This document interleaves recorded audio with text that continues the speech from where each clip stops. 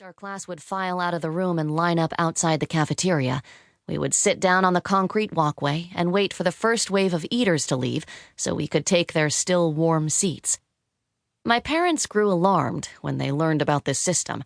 Not the staggered lunches, the part about the sitting on the concrete. "You'll do this even in winter?" they asked. This practice, of course, violated the iron law of Russian medicine. Sitting on cold things allows pneumonia to enter the body through its most vulnerable access point, the anus. They decided to spend their parental concern capital on making it so that I was no longer allowed to sit on the ground with the other kids. Instead, I spent my pre-lunch minutes loitering by the teachers, attempting to make adult conversation. "Nice brooch. Did you get that at Dillard's?" My exemption raised questions among my classmates, who mashed together my eccentricities to formulate a theory as to why I couldn't sit with them. One day, curiosity got the best of them, and the boldest among them asked, "Is it true you're allergic to concrete?" The holidays at my house consist of the fake Soviet Christmas known as New Year's Eve. When you're a kid, this is the one night you meet Soviet Santa, aka Grandfather Frost, who will only give you presents if you recite him some poems, from each according to his ability. It's the night when my mom makes eggs stuffed with caviar and puts on her finest new sweater so that we will be rich in the new year. Then she turns on the TV and shushes us so she can hear the traditional New Year's address delivered by Vladimir Putin. When I was in middle school, we left Midland for the relatively cosmopolitan cul-de-sacs of the Dallas suburbs, about a 6-hour drive east.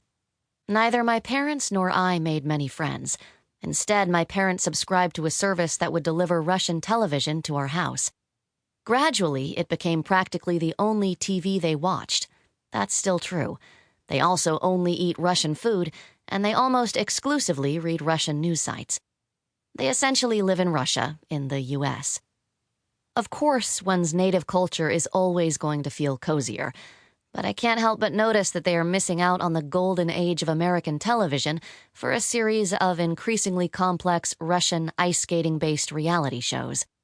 I imagine this retreat to their homeland is, in part, a reaction to the alienation we experienced in Texas. In the Dallas suburbs, we had few negative experiences on account of our ethnicity, but we didn't have many especially positive ones either.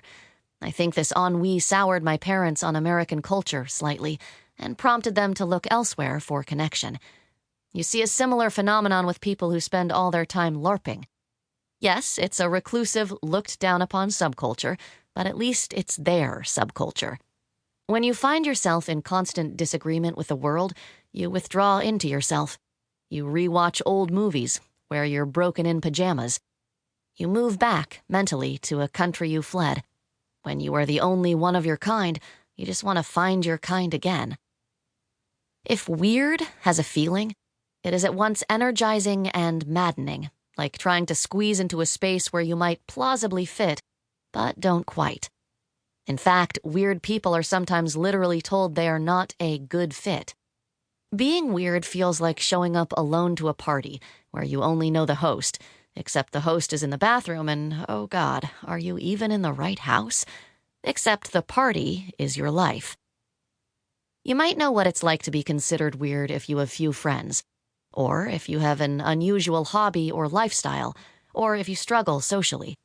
Or you might be otherwise well-adjusted, but are one of the few people of your ethnicity or gender or physical appearance doing whatever it is you do or living wherever it is you live.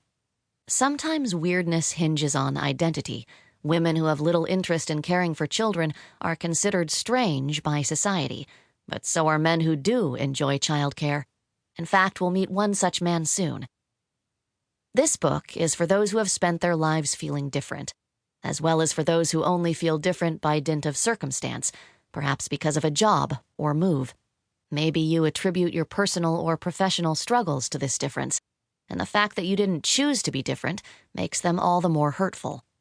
As the psychologist Sharon Lamb, who grew up poor, wrote after she didn't get tenure, "That year of job hunting consolidated my suspicion that my upbringing in apartment buildings and playing in back alleys and empty lots meant that I would never be able to have a foundation among old..."